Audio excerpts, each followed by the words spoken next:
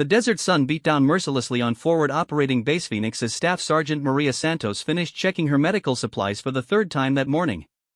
Her hands moved with practiced efficiency through the trauma kits, counting morphine syrettes and checking the expiration dates on 4 bags. Around her, the other soldiers of Alpha Company prepared for what their commanding officer called a routine patrol through the village of Al-Rashid. "Hey Santos, you bringing your little band-aids on this one?" Sergeant Rick Palmer called out from across the motor pool, his voice carrying that familiar edge of mockery that had followed Maria since she arrived at the base 6 months ago. Several other soldiers chuckled, their attention drawn to the exchange. Maria didn't look up from her kit. She had learned that responding only encouraged them. Instead, she methodically arranged her equipment, ensuring everything was secure and easily accessible. Her medical bag contained enough supplies to treat gunshot wounds, shrapnel injuries, and battlefield trauma that could keep a wounded soldier alive until they reached proper medical facilities. "I'm serious, Santos," Palmer continued, walking closer with his M4 rifle slung casually over his shoulder. "This is a combat patrol, not a first aid demonstration. Maybe you should stay back and practice your bedside manner on the guys with hangnails." This time Maria did look up, her dark eyes meeting Palmer's with steady confidence. "My job is to keep you alive when you do something stupid, Palmer. Try not to make it too difficult for me." The nearby soldiers erupted in laughter, but Palmer's face darkened. He stepped closer to Maria, his voice dropping to a harsh whisper. "Listen here, medic. When the bullets start flying, you better stay out of our way. Real soldiers handle the fighting while you hide behind rocks and cry for mommy." Before Maria could respond, Lieutenant Jake Morrison approached the group. The young officer had graduated from West Point just 8 months earlier and still carried himself with the rigid posture of someone trying to prove he belonged.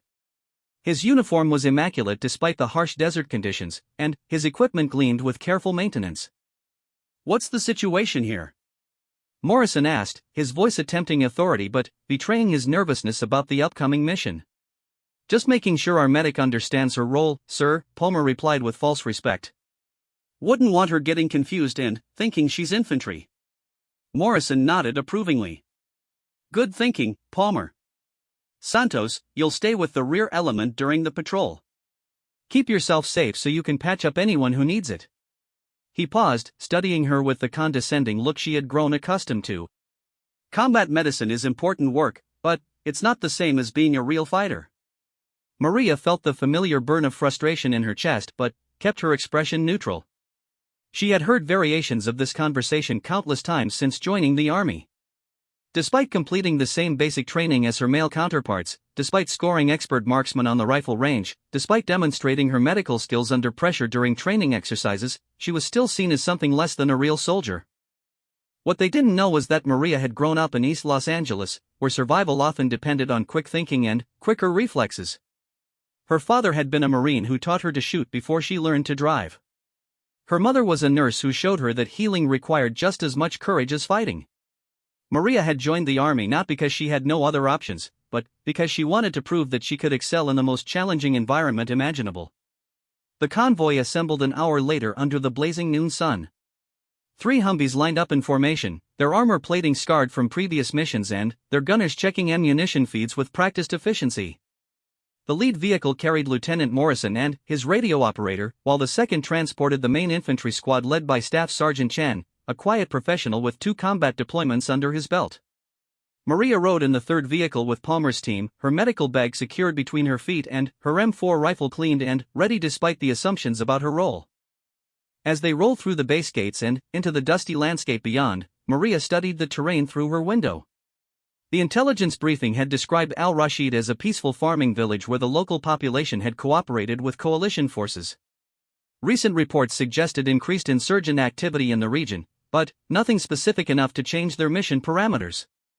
They were supposed to conduct a presence patrol, check in with the village elder, and return to base before evening.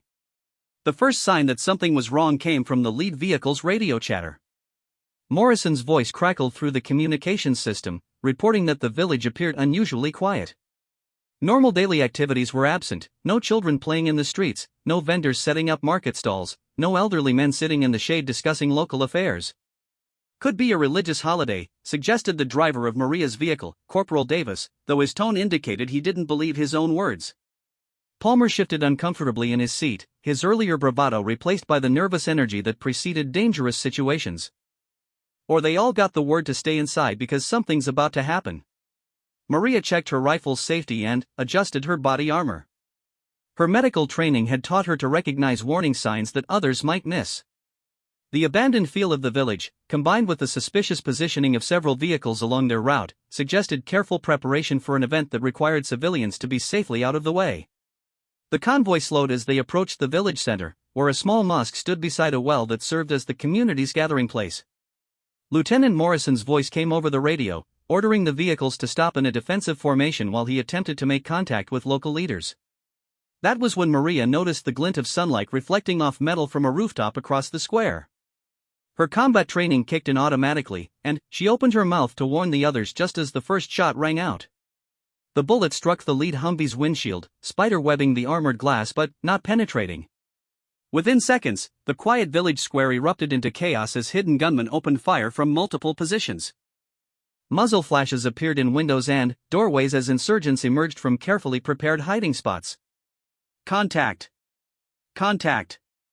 Morrison's panicked voice filled the radio frequencies as his gunner returned fire with the vehicle's mounted machine gun. The other vehicles immediately began maneuvering to establish a defensive perimeter while their crews identified targets and engaged the enemy. Maria's training took over as she assessed the situation developing around them.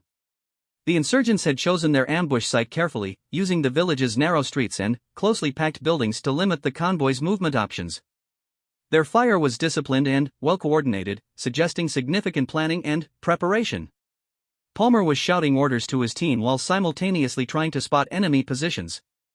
His earlier arrogance had vanished, replaced by the focused intensity of a soldier fighting for his life.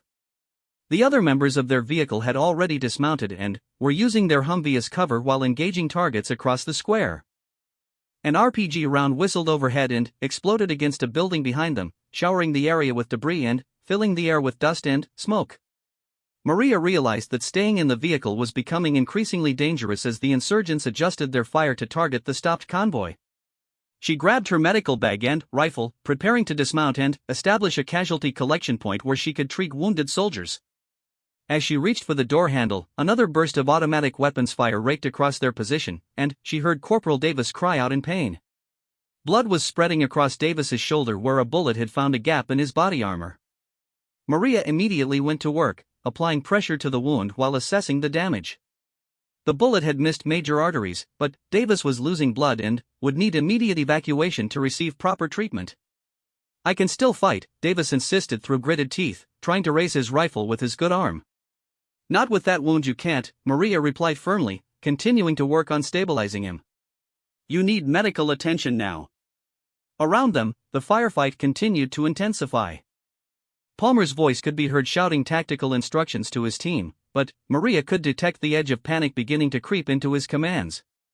The insurgents had them pinned down in an exposed position with limited cover and no clear escape route.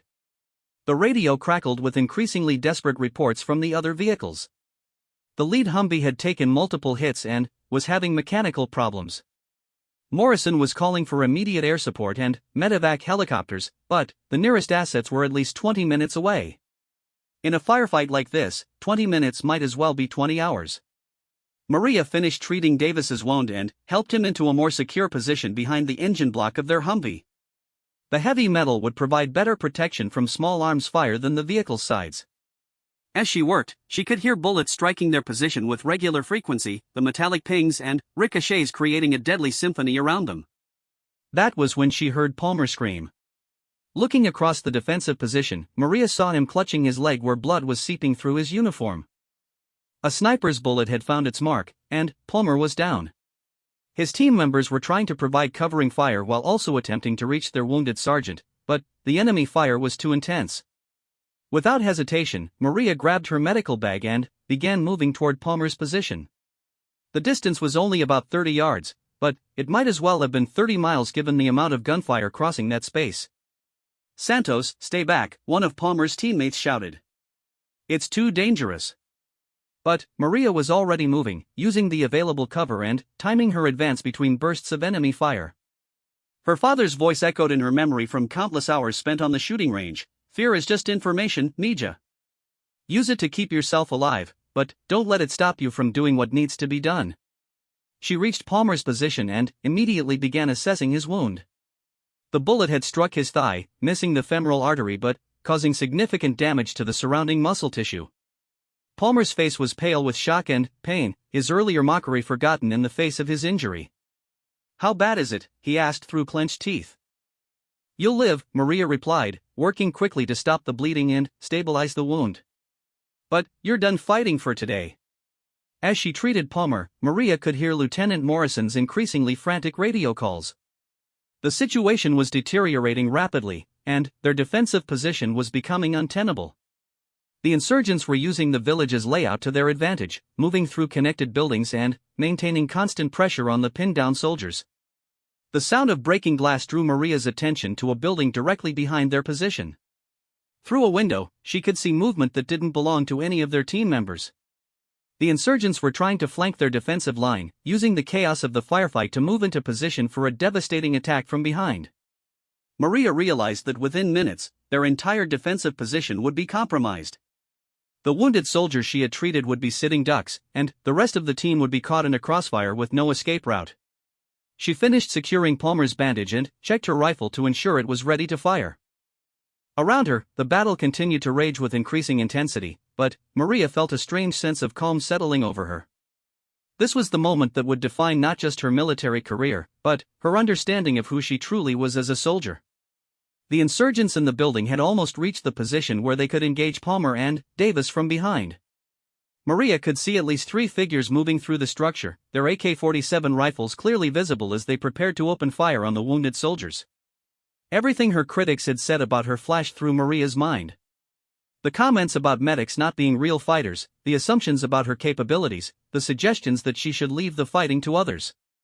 In this moment, she had a choice to make that would determine whether those criticisms had any basis in reality. Maria looked at Palmer, whose eyes were fixed on her with an expression she had never seen before. Gone was the arrogance and dismissal that had characterized their previous interactions. In its place was something that looked almost like respect, mixed with the desperate hope of a wounded soldier who needed someone to stand between him and the enemy. The sound of the insurgents' boots on broken glass was getting closer. Within seconds, they would have clear shots at the entire defensive position. Maria's teammates were still focused on the main threats to their front and had not yet noticed the flanking movement developing behind them. She raised her rifle and moved toward the building where the insurgents were positioning themselves. The weight of the weapon felt familiar and comfortable in her hands, despite months of hearing that she would never need to use it in actual combat. Her father's training and her own dedication to mastering every aspect of soldiering had prepared her for exactly this moment. The first insurgent appeared in the window, his rifle already aimed at Palmer's position. Maria's shot was clean and precise, striking center mass and dropping the target immediately. The sound of her rifle firing caused the other team members to realize what was happening behind them, but Maria was already engaging the second target. The insurgent had turned toward her muzzle flash, his own weapon tracking in her direction. For a split second, Maria found herself staring down the barrel of an AK-47 held by someone who wanted nothing more than to kill her and everyone she was protecting. Time seemed to slow as she adjusted her aim and squeezed the trigger with the same smooth motion she had practiced thousands of times on shooting ranges. Her second shot was equally effective, and the threat from the building was neutralized. But Maria knew that more insurgents would be moving to exploit any weakness in their defenses. The battle was far from over, and her role in it was just beginning to unfold. The silence that followed Maria's shots lasted only seconds before the firefight resumed with even greater intensity. The insurgents had realized that their flanking maneuver had been discovered and defeated, causing them to shift their tactics and increase their rate of fire from the remaining positions. Bullet impacts against the convoy's vehicles became more frequent and more accurate as the enemy adjusted their strategy. Maria quickly moved back to check on Palmer and Davis, ensuring that her shooting hadn't drawn additional fire onto their position. Palmer stared at her with wide eyes, his previous assumptions about her capabilities clearly shattered by what he had just witnessed. "Santos, where did you learn to shoot like that?" he asked, his voice barely audible over the continuing gunfire. "Same place you did," Maria replied, checking his bandage to ensure the wound wasn't bleeding through. "Army basic training. The difference is I actually listened during marksmanship instruction." Before Palmer could respond, the radio crackled with urgent transmissions from Lieutenant Morrison. His voice had lost the earlier edge of panic and now carried the clipped tones of an officer trying to maintain control of a deteriorating situation. All units, be advised we have movement in the buildings to our north and east. They're trying to surround our position. We need to establish a defensive perimeter and hold until air support arrives. Maria looked around their position and realized that Morrison's assessment was optimistic at best. Their 3 vehicles were positioned in a rough triangle in the village square, but they lacked the personnel to establish a proper defensive perimeter. With Palmer and Davis wounded, their vehicle was down to half strength. The other teams were dealing with their own casualties and equipment failures. Through the smoke and dust, she could see Staff Sergeant Chen's team engaging targets from behind their Humvee. Chen was a seasoned NCO with multiple deployments, and his steady leadership was the main reason their defensive position hadn't already collapsed under the coordinated enemy assault. His calm directions to his soldiers provided an anchor of professionalism in the chaos. The sound of diesel engines struggling to start drew Maria's attention to the lead vehicle. Morrison's Humvee had taken several hits to its engine compartment, and black smoke was beginning to pour from under the hood. The vehicle was becoming a liability rather than an asset, and its crew would soon need to abandon it entirely. Santos. Chen's voice called out over the noise of battle. We need you to treat wounded in vehicle 2. Maria grabbed her medical bag and prepared to move across the exposed ground between their position and Chen's vehicle. The distance was approximately 40 yards across the square, with minimal cover available. Enemy fire was concentrated on the open areas between their defensive positions, making movement extremely dangerous. She studied the terrain and identified a route that would use the maximum available concealment. A low stone wall ran partway across the square, and several large pieces of debris from the earlier RPG explosion could provide temporary protection. The key would be timing her movement to coincide with lulls in enemy fire or when their attention was focused elsewhere. As Maria prepared to move, she noticed that the pattern of enemy fire had changed. Instead of the sustained bursts that had characterized the earlier part of the engagement, the insurgents were now firing in more disciplined patterns that suggested they were conserving ammunition and preparing for something more significant. Her suspicions were confirmed when she spotted movement on the rooftops surrounding the square. Additional insurgents were moving into position, carrying what appeared to be heavier weapons. The initial ambush had been designed to pin down the convoy, but now the enemy was preparing to destroy them entirely. We need to move now, Maria called out to Palmer's remaining team members. They're bringing up heavy weapons. This position is about to become untenable. Corporal Williams, the most experienced soldier remaining in their group, looked skeptical. Morrison ordered us to hold position and wait for air support. Air support isn't going to matter if we're all dead when it arrives, Maria replied, checking her rifle and adjusting her gear for movement. Look at the rooftops. Count the muzzle flashes. They've got us surrounded and they're preparing to finish this. Williams followed her gaze and his expression changed as he recognized the tactical situation developing around them. More insurgents were visible now, moving with the confidence of fighters who believed they had their enemy trapped and helpless. The radio transmission that settled the matter came from Staff Sergeant Chen. All units, we have casualties requiring immediate medical attention. Santos, we need you here now. Maria didn't wait for further discussion. She moved out from behind their vehicle, using the stone wall as initial cover while she planned her route across the square. Enemy fire immediately shifted in her direction, with several bullets striking the wall close to her position. The key to movement under fire was to never stay in one place long enough for the enemy to adjust their aim effectively. Maria sprinted from the wall to a pile of rubble, then to an overturned cart, then to the rear of Chen's vehicle. Each bound was timed to occur when enemy fire was focused elsewhere or when she had observed a pattern in their shooting. She reached Chen's position and immediately went to work on the casualties. Specialist Rodriguez had taken shrapnel from a grenade explosion, with multiple wounds across his arms and torso. Private Johnson had been struck by a rifle bullet that had penetrated his body armor, causing a serious but not immediately life-threatening wound to his side. As Maria treated the wounded soldiers, Chen briefed her on the tactical situation from his perspective. The insurgents had demonstrated better planning and coordination than typical for the region. Their weapons were newer and better maintained than intelligence reports had suggested. Most concerning, they seemed to have detailed knowledge of coalition tactics and equipment capabilities. This isn't a random ambush, Chen concluded as Maria worked on stabilizing Rodriguez's wounds. They knew we were coming and they prepared specifically for this engagement. Someone fed them intelligence about our patrol route and timing. The implications of Chen's assessment were troubling, but Maria focused on her immediate responsibilities. Rodriguez's wounds were serious enough to require evacuation, but she could stabilize him sufficiently to continue fighting if necessary.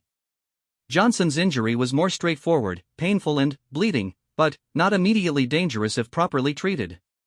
As she finished treating Johnson, Maria became aware that the sound of gunfire was changing again. The enemy's rate of fire had increased significantly, but now it seemed to be concentrated on specific areas rather than spread across their entire position. Through the smoke and dust, she could see muzzle flashes from new positions that hadn't been active during the earlier part of the engagement. "They're moving closer," Chen observed, his rifle already trained on the most likely approach routes. "Trying to get within grenade range. Once they can use explosives effectively, our cover won't matter anymore." Maria realized that their defensive strategy was failing. Waiting for air support had been the correct tactical decision when the engagement began, but the enemy's superior numbers and intimate knowledge of the terrain were allowing them to steadily improve their position while the convoy remained static and vulnerable. The sound of breaking glass from the building where Maria had earlier engaged insurgents drew her attention. More fighters were moving through the structure, attempting to re-establish the flanking position that she had previously disrupted. This time, however, there appeared to be more of them, and they were approaching more cautiously. "Chen, we've got movement in that building again," Maria reported, pointing toward the structure. "At least 4 individuals, possibly more." Chen studied the building through his rifle scope, confirming Maria's observation. "Can you handle them again?" The question was asked with complete seriousness, acknowledging that Maria had already proven her capabilities as a combat soldier. There was no condescension or doubt in Chen's voice, just the practical assessment of a professional soldier evaluating his available resources. Maria checked her ammunition and considered the tactical situation. The insurgents in the building would have learned from their predecessors' mistakes and would be more careful about exposing themselves to accurate rifle fire. Simply shooting them through windows would not be sufficient this time. "I can keep them from flanking us," Maria replied, "but we need to change our approach. Staying here and trading shots isn't working. They've got us outnumbered and they're improving their positions while we're static." Before Chen could respond, the radio brought news that changed everything. Morrison's voice, strained with stress and exhaustion, reported that their lead vehicle was completely disabled and that his team had suffered multiple casualties. They were abandoning their position and falling back to consolidate with the other elements of the convoy. The tactical situation was now critical. Instead of 3 defensive positions that could provide mutual support, they were down to 2 vehicles with reduced combat effectiveness and an increasing number of wounded soldiers who required protection and medical attention. Maria made a decision that would have seemed impossible to her critics just hours earlier. "Chen, give me Williams and Martinez from Palmer's team. I'm going to clear that building and establish a position that can cover our flanks while you coordinate the consolidation with Morrison's people." Chen looked at her with surprise, not because he doubted her capabilities, but because what she was proposing was extremely dangerous.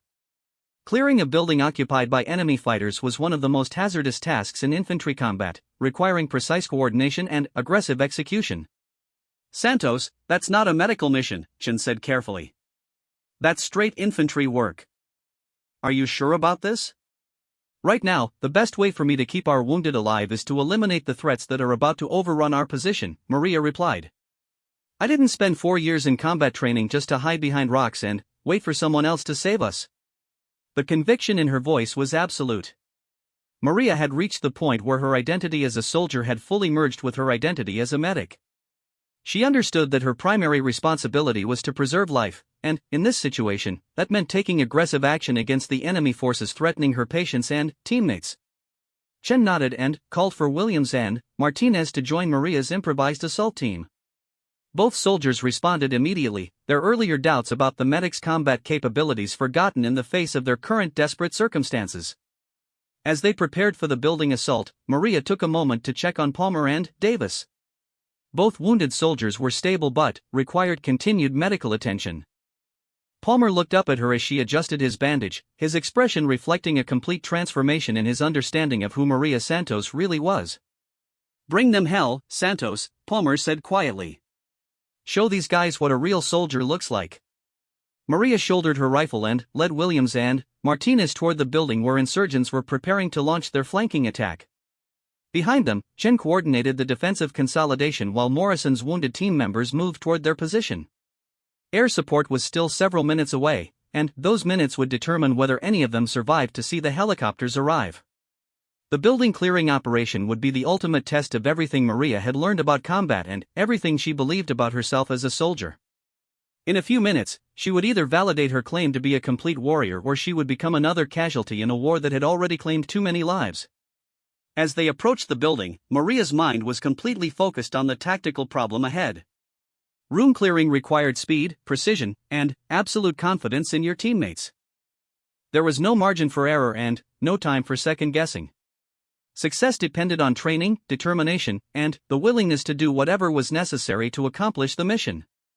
The insurgents inside had no idea that their carefully planned ambush was about to be disrupted by a combat medic who refused to accept anyone's limitations on what she could accomplish. Maria approached the building with Williams and Martinez following in tactical formation, their rifles ready and their movements coordinated through hand signals that required no verbal communication. The structure was a typical Afghan village building, thick mud brick walls, narrow windows, and multiple rooms connected by doorways that could conceal enemy positions. The sound of voices speaking in Pashto could be heard from inside, confirming that insurgents were using the building to coordinate their assault on the convoy's position. Maria estimated at least 4 different voices, possibly more, which meant they would be facing overwhelming odds in the confined space of the building's interior. Williams, who had combat experience from a previous deployment, took position near the main entrance while Martinez moved to cover a window that could serve as an escape route for fleeing insurgents. Maria studied the building's layout and identified the most likely positions where enemy fighters would establish defensive positions. Her medical training had taught her to think systematically about problems and to prioritize actions based on what would have the greatest positive impact. Applied to combat tactics, this meant identifying which enemy positions posed the greatest threat and eliminating them in order of priority. The insurgents' voices were becoming more urgent, suggesting they were preparing to launch their flanking attack within minutes. Maria realized that speed was more important than perfect tactical preparation. Every second they delayed gave the enemy more time to prepare their defensive positions and coordinate their assault. She signaled to Williams to prepare for entry, then moved to the door and listened carefully to determine the exact positions of the voices inside. 2 insurgents were in the front room, discussing tactics in urgent whispers. At least 2 more were in rooms deeper in the building, preparing equipment and ammunition for their attack. Maria's father had taught her that the key to winning any fight was to dictate the terms of engagement rather than react to someone else's plan. In this situation, that meant taking aggressive action to disrupt the insurgents' preparations before they could complete their flanking maneuver. She kicked open the door and immediately engaged the first target, a bearded fighter who was kneeling beside a window with an AK-47 aimed at the convoy's position. Maria's shot struck center mass, dropping the insurgent before he could react to the sudden assault. Williams followed her through the doorway, engaging the second insurgent who was attempting to bring his weapon to bear on Maria's position. The confined space of the room worked to their advantage, making it impossible for the enemy to miss their targets but also ensuring that accurate shots would be immediately effective. The sound of gunfire from the front room alerted the insurgents in the back rooms, who began shouting warnings and moving to establish defensive positions. Maria could hear boots on wooden floors and the metallic sounds of weapons being prepared for action. Martinez's voice came through her earpiece, reporting movement at the rear window as insurgents attempted to escape the building rather than face the assault head-on. This was exactly what Maria had hoped for. The enemy's plan was falling apart under the pressure of her aggressive tactics. She moved deeper into the building, using the doorway between rooms as a choke point where she could control the engagement. The insurgents in the back rooms had the advantage of knowing the building's layout, but Maria had the advantage of initiative and superior training. The first insurgent to appear in the doorway was clearly inexperienced, exposing too much of his body as he attempted to identify targets in the front room. Maria's shot was clean and precise, eliminating the threat before he could effectively engage her position. Williams was providing covering fire and watching for additional threats while Maria continued clearing the building room by room. His experience was evident in the way he positioned himself to support her advance while maintaining security of their retreat route. The final insurgent was smarter than his companions, using the furniture and architectural features of the back room to create an effective defensive position. Maria could see his rifle barrel protruding from behind an overturned table, but he was keeping the rest of his body concealed. This was the most dangerous part of any building clearing operation, dealing with a determined defender who had chosen his position carefully and was prepared to fight to the death.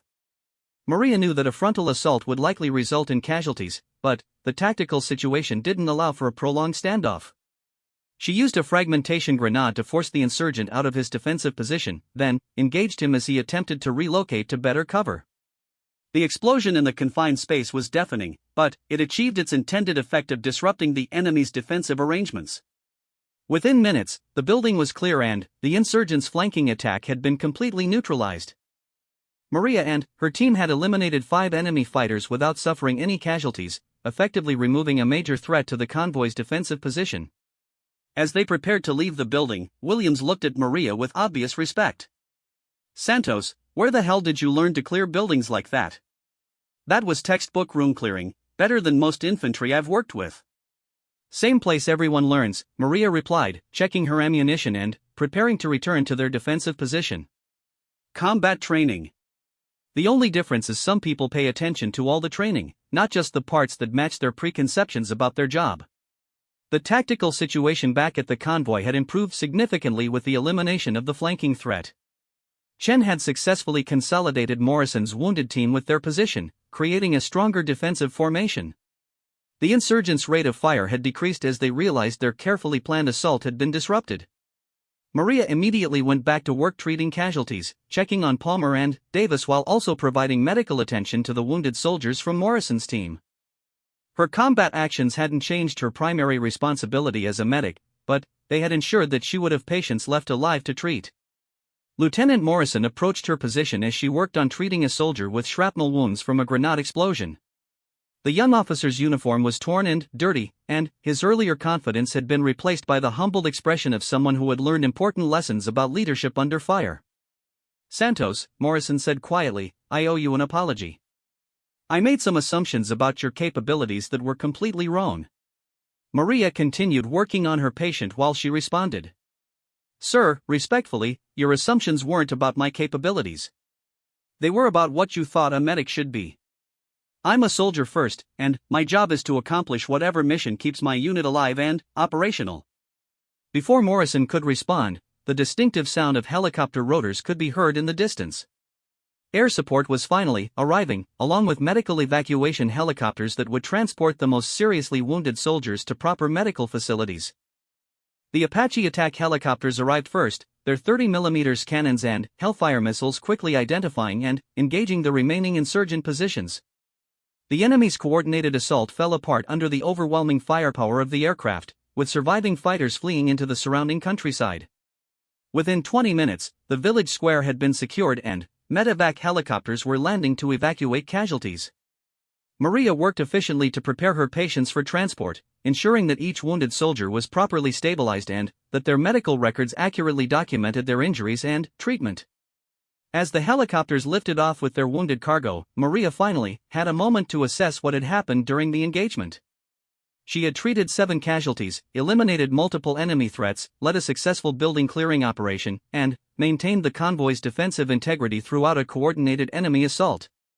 Staff Sergeant Chen approached her as she cleaned her rifle and reorganized her medical supplies. His expression reflected the professional respect of one experienced soldier acknowledging another's proven capabilities. "Santos, I'm recommending you for a Bronze Star with Valor for your actions today," Chen said formally. "What you did out there went far beyond the call of duty. You saved lives and possibly prevented this entire operation from being overrun." Maria looked up from her equipment maintenance, considering Chen's words carefully.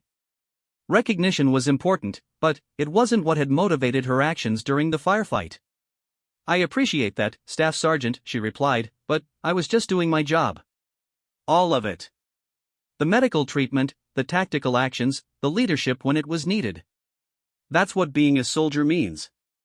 As the convoy prepared for the return trip to Forward Operating Base Phoenix, Maria reflected on how completely the day had changed her relationships with her fellow soldiers. Palmer, who had spent months questioning her credentials as a real fighter, now looked at her with obvious respect and gratitude. Morrison had learned that leadership required recognizing and utilizing all available capabilities rather than operating based on assumptions and stereotypes. Most importantly, Maria had proven to herself that her identity as a complete soldier was justified by her actions rather than her rhetoric. She had always known that she could perform in combat, but knowing and proving were two different things entirely. The desert landscape passed by outside the Humvee windows as they traveled back to base, the same terrain that had seemed routine and peaceful during their morning departure. Now it appeared different, marked by the knowledge that danger could emerge without warning and that survival often depended on the willingness to exceed everyone's expectations of what you could accomplish. Williams, who was riding in the vehicle with Maria for the return trip, broke the contemplative silence with a question that reflected the day's revelations. Santos, can I ask you something personal? Depends on what it is, Maria replied, continuing to monitor Palmer's medical condition during the transport. Why did you become a medic instead of going straight infantry? With your combat skills, you could have been in any unit you wanted. Maria considered the question carefully. It touched on fundamental issues about identity, purpose, and the choices that defined who someone chose to become. Because healing and fighting aren't opposite things, she explained. They're both about protecting what matters. Sometimes protection means stopping bleeding and treating shock. Sometimes it means putting accurate rifle fire on target. Sometimes it means leading a building clearing operation when that's what the situation requires. Williams nodded, understanding the philosophy behind Maria's approach to soldiering. So you never saw yourself as just a medic? I saw myself as a soldier whose specialty happened to be combat medicine, Maria corrected. But, soldier first, always. Everything else builds on that foundation. As they approached the base perimeter, Maria could see other soldiers gathering to hear about what had happened during the patrol. Word of the engagement had already reached the base through radio communications, and everyone wanted to hear first-hand accounts of the action. She knew that the story would be told and retold, probably growing in the telling as military stories always did. But the core truth would remain unchanged. When the situation required it, the medic had grabbed her rifle and proven that competence and courage weren't determined by military occupational specialty or anyone else's preconceptions. Palmer shifted in his seat, his wounded leg obviously causing him pain despite the medication Maria had administered. He looked at her with an expression that contained both gratitude and something that might have been embarrassment. Santos, he said quietly, I said some things about you that were completely out of line. I want you to know that I was wrong, and I'm sorry. Palmer, forget about it, Maria replied. What matters is that we all made it home alive. Everything else is just words. But, even as she said it, Maria knew that the day had changed more than just Palmer's opinion of her capabilities. It had established a new understanding of what it meant to be a complete soldier and had proven that excellence wasn't limited by traditional role definitions or other people's expectations. 6 weeks after the ambush at Al-Rashid, Forward Operating Base Phoenix had transformed its understanding of what a combat medic could accomplish. Maria Santos found herself at the center of conversations about tactical innovation and adaptive leadership that extended far beyond medical responsibilities. The Bronze Star with Valor that Chen had recommended was approved and pinned to her uniform during a ceremony that drew attention from officers throughout the regional command. But the real changes were more subtle and more significant than any official recognition. Palmer had returned to duty after his wound healed, but his attitude toward Maria and toward combat medicine in general had undergone a complete transformation. Instead of mocking her preparation and equipment, he now sought her advice on tactical problems and deferred to her judgment on matters related to unit readiness and capability assessment. Santos, can you take a look at this patrol route? Palmer asked one morning, spreading a map across the table in the Tactical Operations Center. We're supposed to check these 3 villages tomorrow, and I want your opinion on the medical evacuation options if something goes wrong. Maria studied the map, noting the terrain features and the distances between potential landing zones for medical helicopters. Her combat experience had taught her to think about medical support in terms of tactical realities rather than just clinical procedures. Every mission now required consideration of how wounded soldiers would be evacuated under fire and what medical treatment could be provided in hostile environments. The northern route gives you better visibility and faster response times, she concluded, but if you take contact here, you'll be exposed in open ground with limited cover. The southern approach takes longer, but these ridgelines provide natural defensive positions. Palmer nodded, making notes on the map. What about ammunition and medical supply requirements?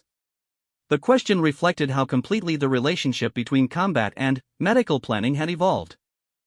Palmer now understood that tactical decisions and medical capabilities were inseparably connected, and that Maria's dual expertise made her an invaluable resource for mission planning.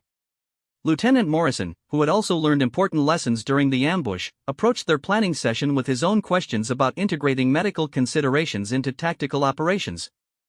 His leadership style had matured significantly since the engagement, and he now recognized the importance of utilizing every available capability rather than operating based on narrow assumptions about role limitations. "Santos, I'm putting together a briefing for the Colonel about lessons learned from al-Rashid," Morrison said. "I want to include some recommendations about how we can better integrate medical and tactical planning for future operations." Maria appreciated Morrison's recognition of the broader implications of what had happened during the ambush. The engagement had demonstrated that artificial boundaries between different military functions created vulnerabilities that intelligent enemies could exploit. "The key insight is that every soldier needs to be prepared for every role," Maria explained. "Medical personnel need tactical training, infantry needs medical training, and everyone needs to understand how their individual capabilities contribute to overall mission success." Morrison nodded, taking notes for his briefing. "The Colonel wants to know if this approach can be scaled up to other units. Are there training programs we should implement?" The question touched on something Maria had been thinking about since the ambush. Her success hadn't been the result of unique individual capabilities, but rather the product of comprehensive training and the willingness to apply that training regardless of traditional role expectations. Other soldiers could develop similar capabilities if they approached their profession with the same comprehensive mindset. "Every medic should complete advanced marksmanship training," Maria suggested. "Every infantry soldier should be certified in combat first aid beyond the basic level. And everyone should participate in cross-training exercises that require them to perform outside their primary specialty." The conversation was interrupted by Staff Sergeant Chen, who had been monitoring radio communications from the ongoing patrol that Palmer's team had been planning. His expression indicated that something significant was developing that would require immediate response. "We've got a situation developing at Checkpoint 7, Chen reported. Alpha Squad is in contact with insurgents and they're reporting multiple casualties. They need immediate medical evacuation, but the landing zone is under enemy fire." Maria immediately began preparing her medical equipment for deployment. The tactical situation Chen described was exactly the type of complex problem that required both medical expertise and combat capabilities. A standard medical evacuation would be impossible under enemy fire, but wounded soldiers couldn't wait for the tactical situation to be resolved through conventional means. "What's the composition of the QRF?" Maria asked, referring to the quick reaction force that would respond to assist the pinned-down patrol. 12 soldiers plus vehicle crews, Chen replied. "But we're short on medics because Rodriguez is still recovering from his wounds and Jackson is on leave." The personnel shortage meant that Maria would be the only qualified medical professional available for what was likely to be a complex evacuation under fire. However, her experience at al-Rashid had proven that she could function effectively as both medic and combatant when the situation required it.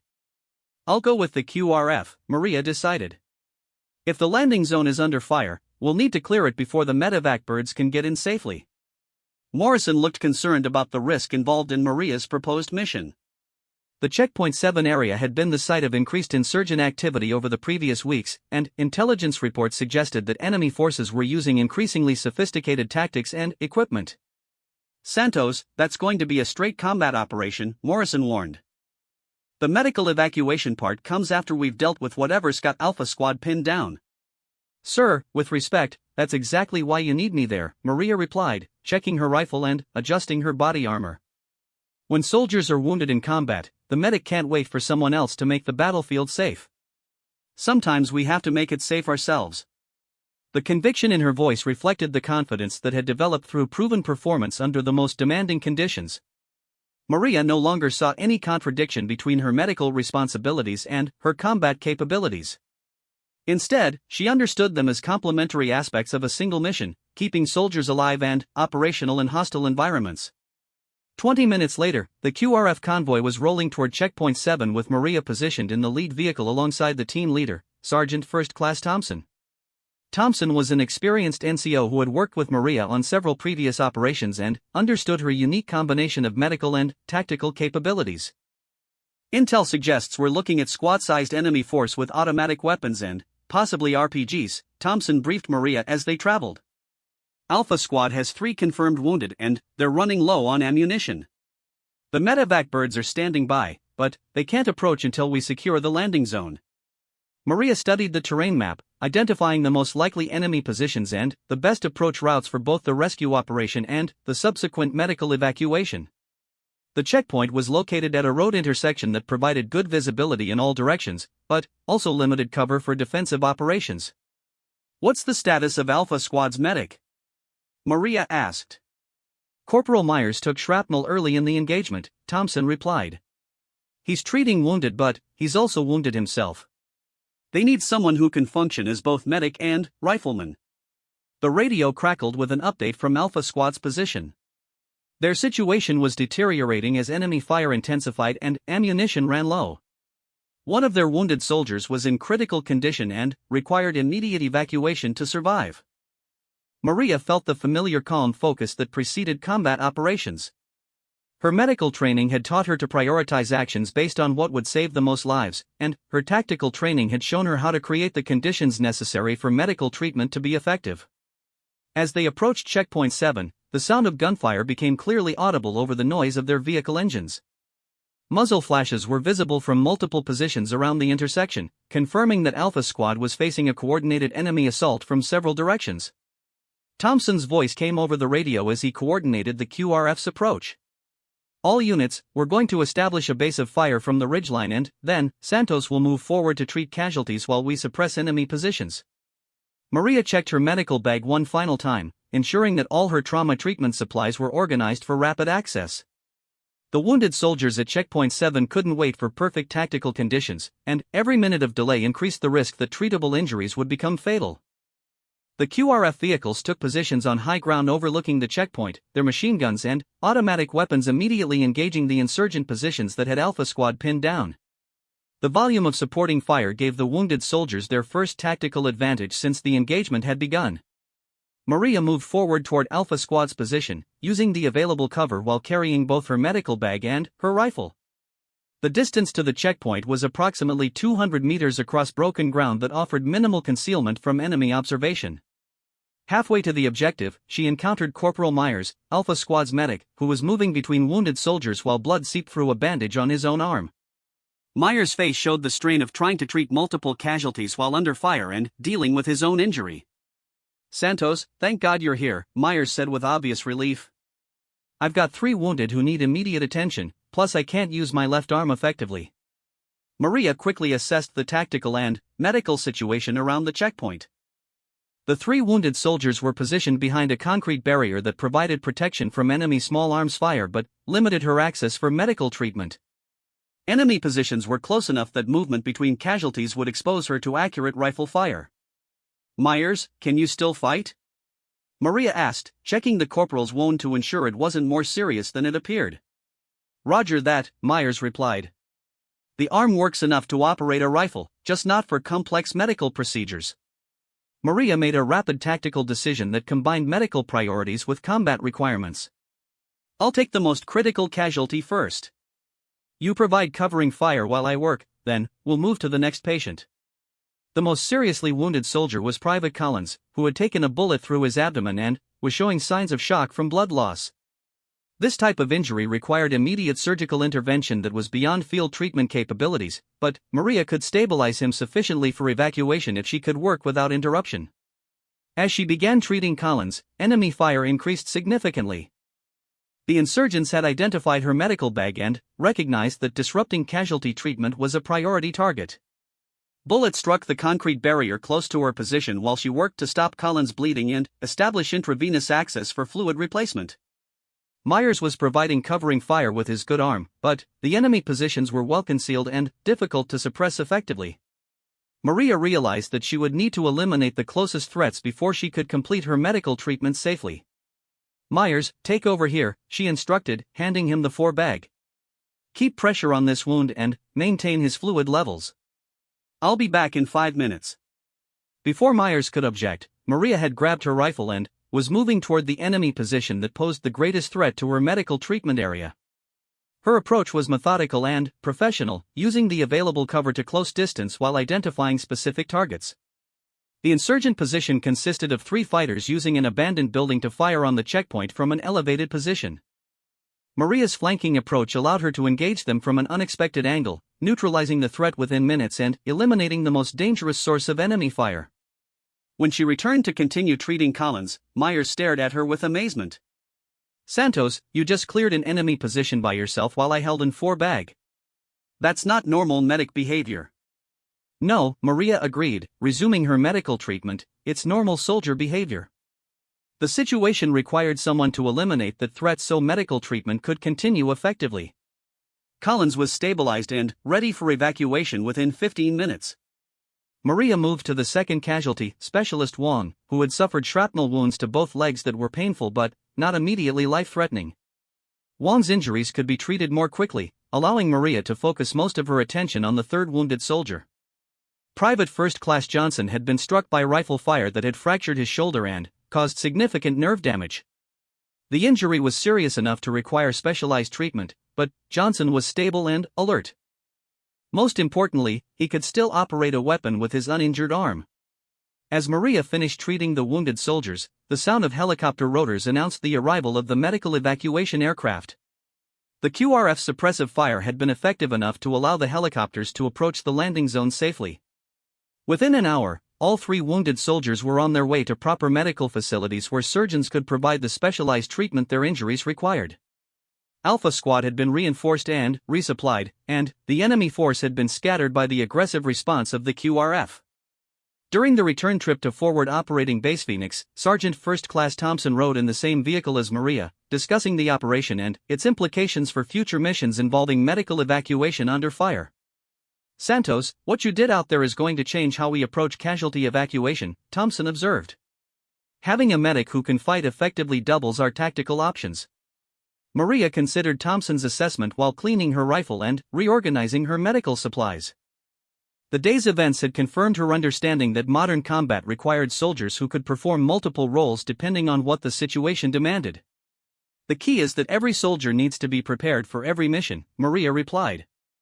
"Medical, tactical, leadership, whatever keeps the unit effective and brings everyone home alive." As they approached the base, Maria reflected on how completely her identity had evolved since arriving at Forward Operating Base Phoenix. She was no longer fighting to prove that she belonged or that her capabilities were legitimate. Instead, she was focused on the continuous improvement of her skills and the development of innovative approaches to the challenges facing modern military medicine. The transformation wasn't just personal. The entire unit had learned to integrate medical and tactical planning in ways that made them more effective and more resilient. Palmer now approached patrol planning with medical considerations built into every decision. Morrison had developed leadership skills that recognized and utilized every available capability.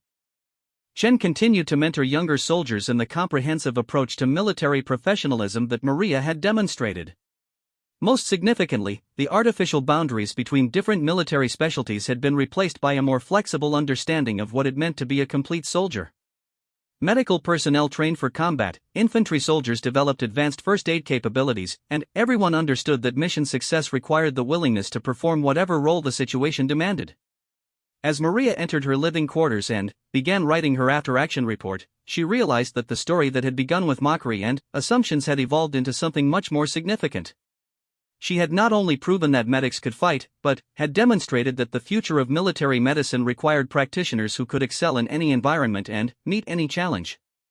The young woman who had endured months of criticism about her credentials as a real soldier had become a recognized leader whose innovations in combat medicine would influence training and doctrine for years to come. But, more importantly, she had remained true to her fundamental commitment to preserving life while adapting her methods to meet the realities of modern warfare. That night, as she cleaned her equipment and prepared for the next day's missions, Maria Santos knew with absolute certainty that she had found her place as a soldier who happened to specialize in combat medicine, rather than a medic who occasionally had to fight. The distinction made all the difference in the world.